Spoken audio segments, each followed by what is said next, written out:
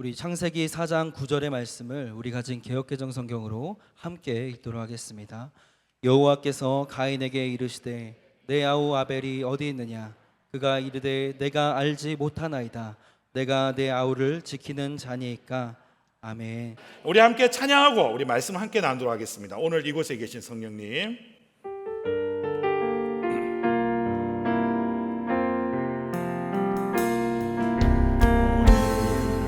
이곳에 계신 성령님, 우리에게 말씀하시고 우리를 가르치소서.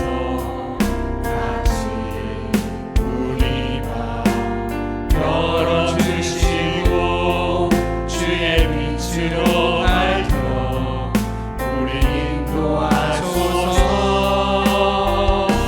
주님보다 앞서지 않고 겸손하게 주님의 말씀 이다니 주님 손에 우릴 드립니다. 사랑으로 인도하소서. 오늘 이곳에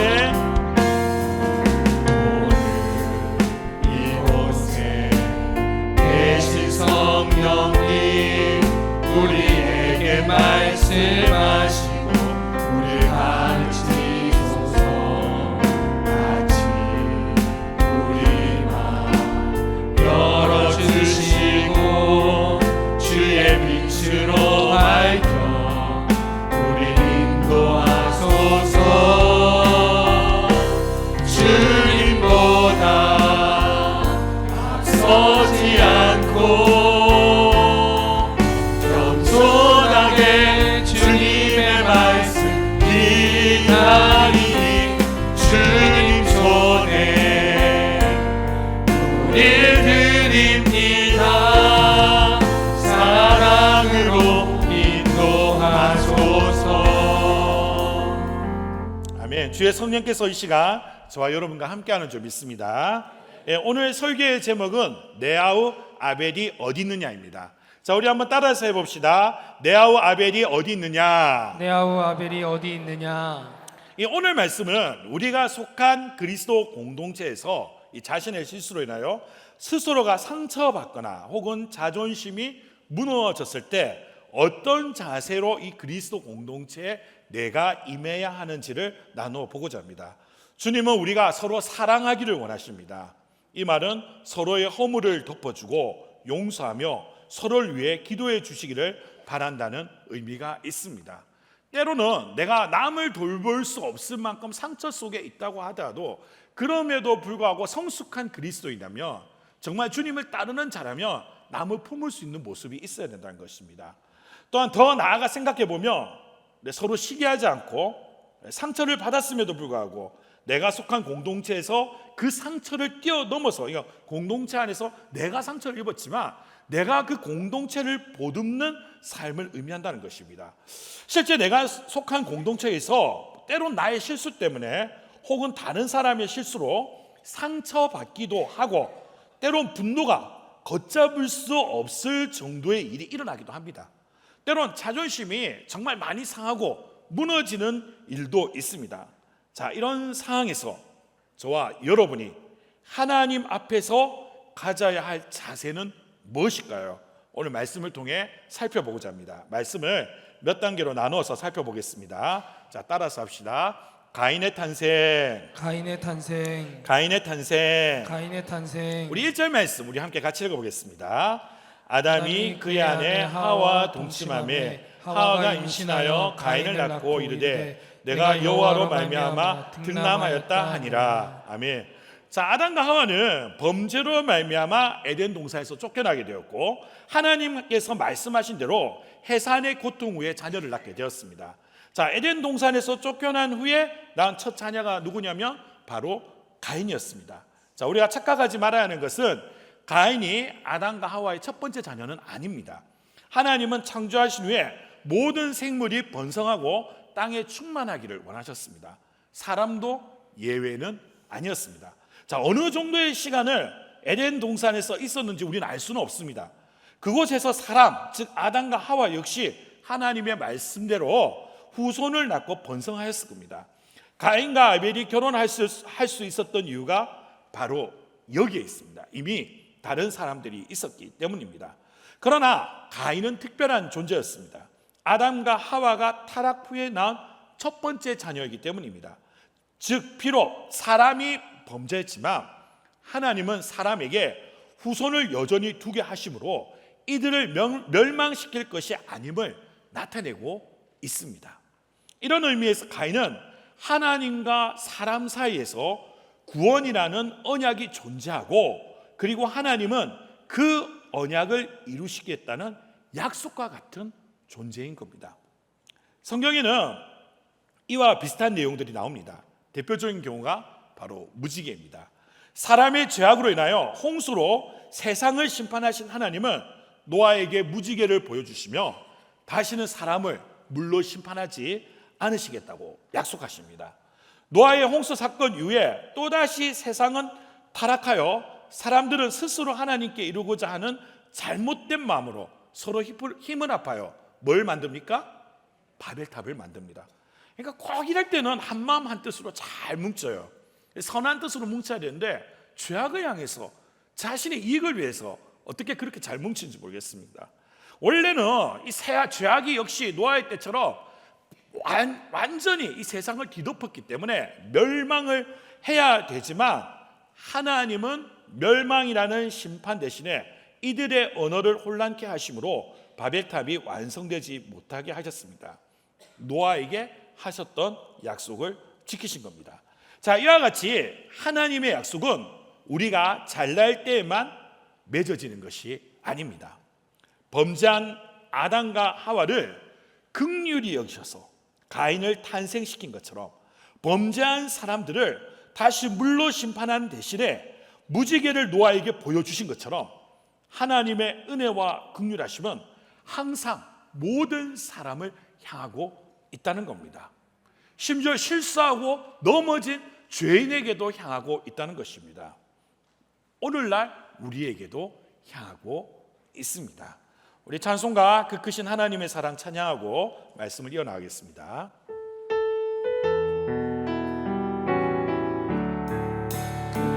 크신 하나님의 사랑 말로 다 형용 못하네. 저 높고 높은 별을 넘어 이 낮고 낮은 땅 위에 죄원한 영혼 구하려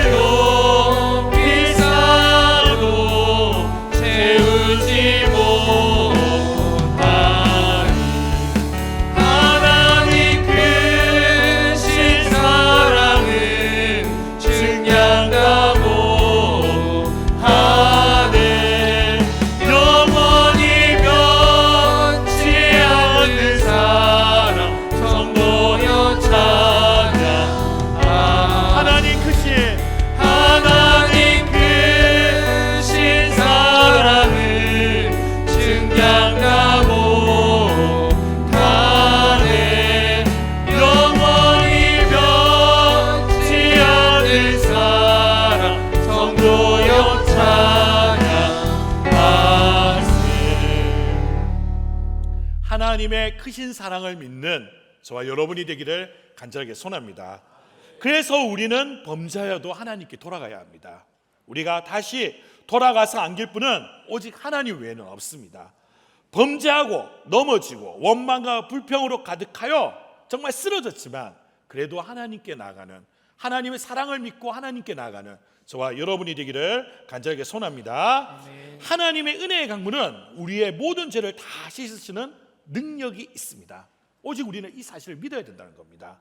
자, 어쨌든 가인이 탄생하고 그 후에 동생인 아벨이 탄생하게 되었습니다. 자, 따라서 합시다. 신령과 진정으로 드리는 예배. 신령과 진정으로 드리는 예배. 신령과 진정으로 드리는 예배. 신령과 진정으로 드리는 예배. 우리 2절 말씀 우리 함께 같이 읽어보도록 하겠습니다. 그가 또 가인의 아우 아벨을 낳았는데 아벨은 양치는 자였고 가인은 농사하는 자였더라. 아멘. 자, 가인이라는 이름의 뜻은 낳음, 얻음, 소유라는 뜻입니다.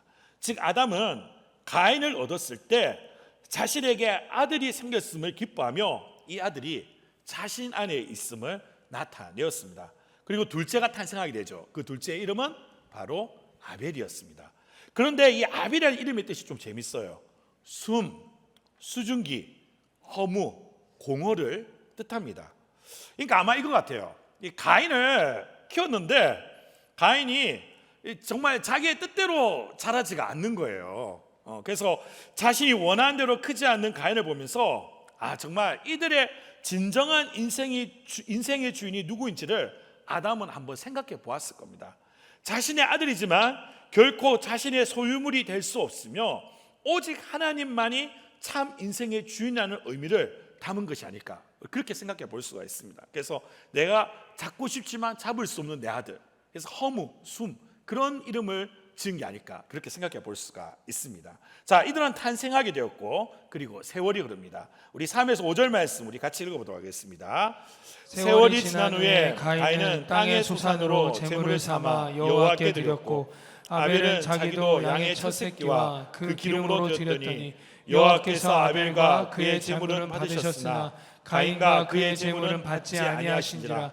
가인이 몹시 분하여 안색이 변하니. 아멘. 자, 둘의 직업은 틀렸습니다. 아벨은 양치기였고 가인은 농사연자였습니다. 세월이 지난 후에 가인은 땅의 소산, 즉 자신이 농사 지은 것으로 제물을 삼아 하나님께 드렸고 아벨은 양의 첫 새끼와 그 기름으로 드립니다.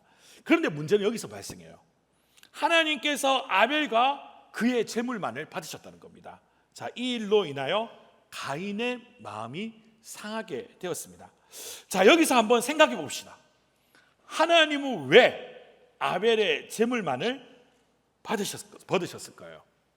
어떤 분은 아벨은 처음 것으로 드렸고 가인은 그렇지 않아서라고 하시는 분들도 있습니다. 어떤 분은 우스갯소리로 그렇게 얘기하시는 분도 있어요. 하나님도 역시 채소보다는 곡식보다는 고기를 더 좋아하신다, 육식을 더 좋아하시기 때문에 받으셨다, 우스갯소리로 그렇게 말하는 분도 있습니다. 그러나 성경은 아벨이 처음 것으로 드렸다는 말은 있어도 가인이 드린 제물에 부족하는 다른 표현도 존재하지 않습니다. 그렇다고 하나님이 짐승만을 제물로 받으시는 것도 아닙니다. 실질적으로 나중에 이 제사의 제도에도 곡식을 이 거제라고 해서 이 곡식을 소쿠리 같은 데 담아가지고 하나님께 이렇게 올려드리는 그러한 제사가 있습니다. 히브리서 11장 4절에 의하면 아벨의 예물을 받으신 이유에 대해서 다음과 같이 말씀하고 있습니다. 우리 히브리서 11장 4절 말씀 우리 같이 읽어보도록 하겠습니다. 믿음으로 아벨은 가인보다 더 나은 제사를 하나님께 드림으로 의로운 자라 하시는 증거를 얻었으니 하나님이 그 예물에 대하여 증언하심이라. 그가 죽었으나 그 믿음으로써 지금도 말하느니라. 아멘. 아벨은 믿음으로 가인보다 더 나은 제사를 하나님께 드렸다고 선포하고 있습니다. 그럼 여기서 아벨이 가졌던 믿음은 무엇이겠습니까?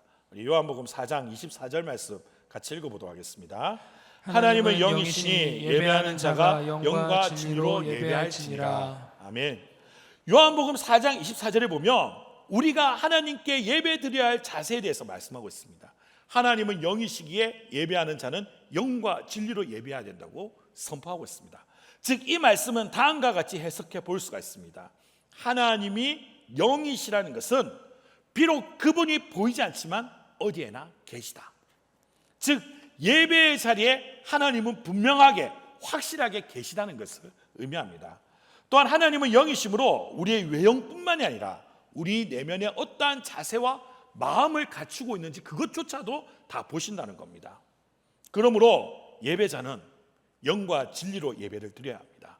즉 하나님의 예배의 자리에 하나님께서 이 예배의 자리에 계시고 내가 어떤 마음과 자세로 예배를 드리고 있는지를 분명히 알고 계시기에 예배를 드리는 예배자는 외형뿐만이 아니라 내면에서 우러나는 예배를 하나님께 드려야 한다는 겁니다. 아벨이 바로 믿음으로 그런 예배, 그런 제사를 드린 사람입니다. 가인과 아벨의 차이가 바로 여기에 있습니다. 그러므로 우리는 이 사실을 알아야 합니다. 동일한 장소에서 동일한 시간에 예배를 드리지만 하나님은 우리의 예배를 각 사람마다 다르게 받으신다는 겁니다. 우리가 한 자리에 있지만 누구는 가인의 제사를 하나님께 드리고 있고 누구는 믿음으로 아벨의 제사를 하나님께 드리고 있다는 겁니다. 항상 하나님 보시기에 아름다운 예배를 드리는 저와 여러분이 되기를 간절하게 소원합니다. 그런데 가인은 아벨을 보며 마음을 다스리지 못합니다. 자, 따라서 합시다. 죄를 다스려야 6에서 8절 말씀 우리 같이 읽어보도록 하겠습니다. 여호와께서 가인에게 이르시되 내가 분하여 함은 어찌 됨이며 안색이 변함은 어찌 됨이냐 내가 선을 행하면 어찌 낯을 들지 못하겠느냐 선을 행하지 아니하면 죄가 문에 엎드려져 있느니라 죄가 너를 원하나 너는 죄를 다스릴지니라. 가인이 그의 아우 아벨에게 말하고 그들이 들여 있을 때에 가인이 그의 아우 아벨을 쳐 죽이니라. 하나님께서 실망으로 가득 차다 못해 분노의 마음을 가지고 있는 가인에게 나타나십니다. 그리고 말씀하십니다. 그의 마음에 분노가 가득한 것을 지적하십니다. 죄를 다스릴 것을 말씀하십니다. 그러나 가인은 그러지 못했습니다. 하나님이 그에게 직접 말씀하셨음에도 불구하고 그가 선택한 것은 자신의 아우인 아벨을 죽이는 것이었습니다. 인류 최초의 살인죄가 등장하는 순간입니다. 과거에 어떤 수도사가 있었습니다. 그런데 이 수사가 믿음이 굉장한 거예요. 누가 봐도 마귀의 어떤 공격에도 흔들리지 않아요. 정말 정도만을 걷는 그러한 수도사였습니다. 그래서 이 수도사에게 신참마귀가 붙었어요. 그래서 여러 가지 유혹을 합니다. 예쁜 여자의 모습으로 유혹을 하기도 하고요. 때로는 부자의 모습으로 다가와 네가 믿음을 버리며 신앙을 잠시라도 타협하며 내가 이 많은 물질을 주겠다고 유혹을 하기도 하였습니다.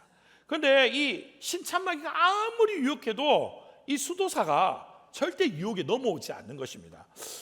고참마귀가 그것을 계속해서 보고 있었어요. 그리고 신참마귀에게 갔습니다. 그러면서 웃으면서 자기는 한 번에 수도사를 유혹해서 넘어뜨릴 수 있다, 그렇게 얘기하는 거예요. 그래서 신참마귀가 그러면 한번 고참마귀께서 가서 한번 해보라, 그렇게 이야기를 했어요. 그래서 고참마귀가 수도사한테 딱 하더니 딱 귀에 대고 짧게 뭐라고 말아먹고 속삭였어요.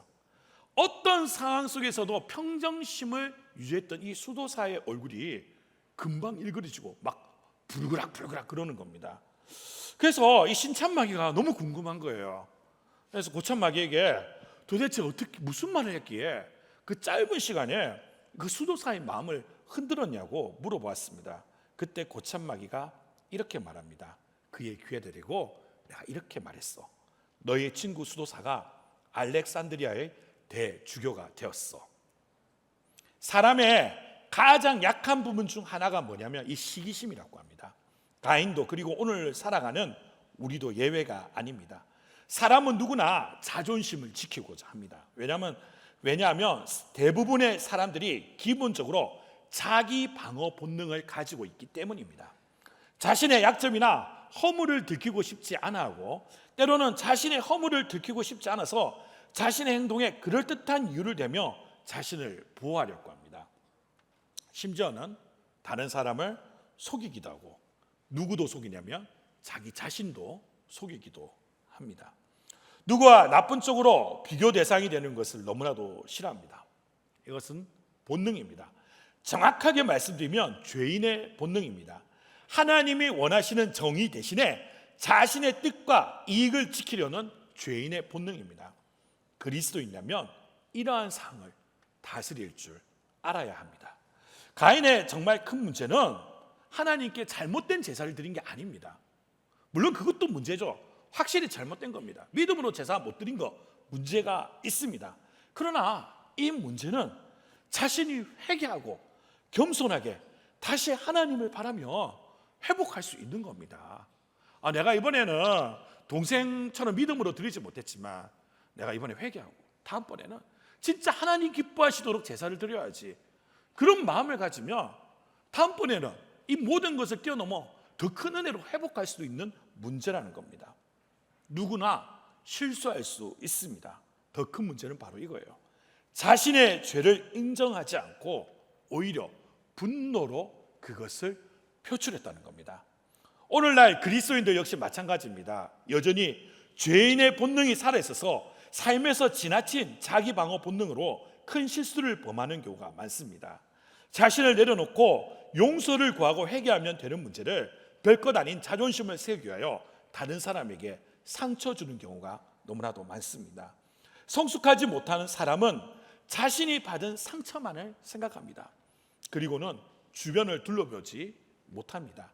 하나님과의 관계도 생각하지 못하고 성도들과의 관계도, 이웃과의 관계도 생각하지 못합니다. 그러므로 저와 여러분이 성숙한, 정말 주님이 기뻐하시는 성숙한 그리스도인이 되기를 바란다면 죄를 다스릴 수 있어야 합니다. 우리가 항상 아벨과 같다면 얼마나 좋겠습니까? 그러나 우리는 어떻습니까? 실수합니다. 때로는 넘어지는 게 우리의 모습입니다. 중요한 것은 이러한 때에 그럼에도 불구하고 죄에 완전히 삼켜져서는 안 된다는 겁니다. 죄는 확장성을 가지고 있습니다. 이 죄는 개인과 세대를 뛰어넘어 확장합니다. 그래서 옛말에 무슨 말이 있어요? 속담에 바늘도둑이 소도둑 된다고 하지 않습니까? 개인으로의 가인은 그의 시기심은 살인죄를 짓게 되었습니다. 세대로 보았을 때는 아담의 죄가 가인에 이르러서 하나님의 말씀에 단순 불순종 정도가 아니라 살인이라는 죄로 확장되었다는 것을 알 수가 있습니다. 그러므로 죄는 가만히 있지 않습니다. 하나의 죄는 또 다른 죄를 부릅니다. 그래서 우리는 죄에 삼켜져서는 안 되는 것입니다. 때로는 달콤함 때문에, 때로는 무서움 때문에 죄에 빠져듭니다. 그러나 이것을 이기고 저와 여러분은 죄를 다스려야 합니다. 우리 에베소서 4장 26절 말씀 같이 읽어보도록 하겠습니다. 분을 내어도 죄를 짓지 말며 해가 지도록 분을 품지 말고. 아멘. 분노가 일어나고 마음이 힘들어도 우리는 그리스도인입니다. 우리는 우리 자신이 그리스도인이라는 사실을 항상 명심해야 합니다. 그런 상황 속에서도 겸손하게 하나님이 원하시는 것이 무엇인지를 찾아야 합니다. 항상 마음을 다스림으로 죄를 다스리는 저와 여러분이 되기를 간절하게 소원합니다. 그러나 가인은 결국 그렇게 하지 못했습니다. 그런 가인을 하나님은 찾으십니다. 자, 따라서 합시다. 내 아우 아벨이 어디 있느냐? 내 아우 아벨이 어디 있느냐? 내 아우 아벨이 어디 있느냐? 내 아우 아벨이 어디 있느냐? 우리 9절 말씀 같이 읽어보겠습니다. 여호와께서 가인에게 이르시되 내 아우 아벨이 어디 있느냐? 그가 이르되 내가 알지 못하나이다. 내가 내 아우를 지키는 자니까. 가인은 아벨을 죽인 후에 하나님의 음성을 듣습니다. 내 아우 아벨이 어디에 있는지 묻는 질문에 가인은 오히려 하나님께 내가 내 아우를 지키는 자인지 반문을 합니다. 가인은 아벨을 죽인 후에 이러한 답변을 한 것은 아벨이 그의 동생임에도 불구하고 그를 죽인 것에 대해서 큰 죄책감을 가지고 회개하기보다는 스스로를 앞에서 말씀드린 죄인의 자기 방어 본능을 발휘한 겁니다. 잘못된 행동을 하고 있는 겁니다. 철저하게 이기적인 존재로 변한 겁니다. 하나님께서 몰라서 지금 이 질문을 하고 있는 것입니까? 하나님은 선악과를 먹은 아담에게도 물으셨습니다. 내가 어디에 있느냐? 하나님이 몰라서 물으신 겁니까? 아닙니다. 하나님은 그들의 죄를 들추시고 다시 하나님의 은혜와 긍휼 앞에 나오기를 바라며 물으신 겁니다. 그런데 아담은 어떻게 했습니까? 아담은 하나님이 자신의 외로움을 보고 주신 사랑하는 아내인 하와를 팔았습니다. 하나님이 주신 하와가 자신의 선악과를 먹게 했다며 자신의 죄를 부정했습니다. 아담은 하나님의 은혜와 긍휼을 의지하기보다는 변명하는 일에 급했습니다. 가인은 어떻습니까? 하나님이 그의 살인을 몰라서 가인에게 아벨을 물어보신 겁니까? 아닙니다. 가인 역시 하나님의 은혜와 긍휼 앞에 나오기를 원했던 겁니다. 그러나 오히려 그는 하나님께 반문하고 있습니다. 자신이 동생을 지키는 자녀면서 반문하고 있습니다. 하나님은 우리에게 가인에게 했던 질문을 던질 수가 있습니다. 너의 동생이 어디에 있느냐? 너의 부모가 어디에 있느냐? 너의 가족들이 어디에 있느냐? 너와 함께하고 있는 갈릴리 그리스도 공동체의 성도들이 어디에 있느냐? 우리가 하나님으로부터 이 질문을 받았을 때는 하나님은 두 가지 이유로 물으시는 겁니다. 가인에게 그랬던 것처럼 우리가 죄를 지었다면 죄를 일깨우시기 위하여 물으시는 겁니다. 그러면 어떻게 하면 되겠습니까? 변명이 아니라 하나님의 은혜와 긍휼 앞에 나아가면 됩니다. 이것이 우리가 해야 될 일입니다. 하나님이 죄인을 부르실 때 그 긍휼하심을 믿고 정말 나의 죄를 드러내놓고 하나님 앞에 가까이 나가는 저와 여러분이 되기를 간절하게 소원합니다. 앞에서 말씀드린 것처럼 누구나 실수할 수가 있습니다. 누구나 넘어질 수가 있습니다. 그러나 우리가 다시 한 번 더 일어서서 주님 앞에 나갈 때 그 크신 사랑과 긍휼하심으로 은혜로 저와 여러분을 덮어주실 줄 믿습니다. 또한 하나님은 우리의 책임을 일깨우시기 위하여 이런 질문을 던질 수도 있습니다. 가인은 아벨에 대해서 지키는 자인 것을 포기했지만 그러나 저와 여러분은 그렇게 해서는 안 됩니다. 우리는 서로가 서로를 지키는 자들입니다. 형제의 아픔이 곧 나의 아픔이고 자매의 아픔이 곧 나의 아픔입니다. 우리 주변에는 수많은 아벨들이 있고 하나님은 그 아벨들이 어디에 있는지 묻고 있습니다. 그때 우리는 대답해야 합니다. 내가 그들을 지키는 자입니다. 때로는 내가 상처 있고 때로는 나도 넘어졌지만 그럼에도 불구하고 우리 공동체 안에 우리 그리스도 공동체 안에 힘들어하는 자가 있지만 나도 힘들지만 진짜 내 자신 하나 추스리기 어렵지만 그럼에도 불구하고 도움의 손길을 펼칠 수 있는 자가 돼야 된다는 겁니다. 저와 여러분은 서로를 지키는 자입니다. 가인처럼 책임을 회피하는 자가 되어서는 안 된다는 것입니다. 다음은 아미시 그레이시라는 책에 나온 내용입니다. 제가 한번 읽어드리도록 하겠습니다. 이 아미시 공동체는 미국 펜실베니아 주에 있고 그리고 이제 현대 문명과 상관없이 하나님 말씀대로 살기 위한 그러한 공동체입니다. 그러한 공동체에 2006년도에 큰 사건이 있었습니다. 제가 한번 말씀드려보도록 하겠습니다. 2006년 가을 미국 펜실베니아주 니켈 마인즈라는 아미시 마을 전교생 26명인 초등학교에 정신 이상자가 침입해서 총으로 학생들을 쏘아 5명이 숨지고 5명이 크게 다치는 전형적 미국식 범죄인 총기 난사 사건이 발생을 합니다. 아미시 마을의 총격 사건은 미국인들에게 더 이상 안전한 곳은 없다는 자괴감을 심어줬지만 이후 이 아미시들이 보인 용서와 사랑, 고통의 상처를 서로 도와 치유한 가정은 미국인들에게 더 신선하고 큰 감동을 줍니다. 총기 난사 사건 후 아미시 주도로 꾸려진 대책위원회는 애초 외부의 기부를 거부했다. 도움이 필요할 때는 아미시끼리 돕는 상호부조 전통을 지키기 거부했는데 하지만 대책위는 며칠 후에 외부인들에게 기부하는 축복을 빼앗지 않고자 기부를 받기로 태도를 바꾸게 됩니다. 그리고 몇 달 후 기부액은 400만 달러를 넘는 것으로 집계되었습니다. 더 놀라운 일은 사건이 발생한 지 채 몇 시간이 지나지 않아 일부 아미시들은 범인의 아내와 접촉해 그녀를 위로했고 사건 다음 날부터는 아미시를 잇따라 그녀를 방문했다는 점입니다. 한 아미시 여성은 CBS 방송에 출연 하나님께서 우리를 용서할 수 있도록 우리도 그 사람을 용서해야 한다고 밝혔고 딸을 잃은 아미시 가족은 장례식에 범인 가족을 초청하기도 했습니다. 또한 아미시 공동체 총기 난사 사건을 본 사람에 의한 증언에 의하면 이 총기 사고로 10명의 어린 소녀들이 죽었습니다. 그런데 나를 먼저 쏘십시오 하고 13살 난 마리안 피셔가 말하였고 그 다음에 나를 쏘세요 하고 11살인 동생 바비 피셔가 뒤를 따랐다고 합니다. 범인이 자신들에게 총격을 가려고 하는 낌새를 차린 마리안과 바비는 자신들의 죽음으로 다른 소녀들의 목숨만은 건질 수 있게 하고자 하는 간절한 소망에서 범인에게 애원하였다고 합니다. 제가 조금 책의 내용을 그대로 읽어갖고 조금 어려운데 이게 무슨 말이냐면, 아미시 공동체가 이제 아이들이 있는 학교에 침입해갖고 범인이 이렇게 총을 겨누는데 13살, 11살짜리 애가 나서가지고 나를 먼저 쏘세요 하는 거예요. 왜? 그 밑에 있는 동생들을 지키기 위해서요. 자신에게 아벨들이 있다는 것을 알고 그 아벨들을 지키기 위해서 나섰다는 겁니다. 그리고 이 사건이 있은 다음에 이제 처음에는 이제 서로 이 외부에서 들어오는 돈을 안 받다가 받게 돼요. 그래서 이 받은 돈 가지고 뭘 하게 되냐면, 이 범인이 이 사건하고 난 다음에 자살을 하게 돼요. 자살을 하게 되고 또 고통받고 있는 누구에게 찾아가냐면 범인 가족들을 찾아가게 됩니다.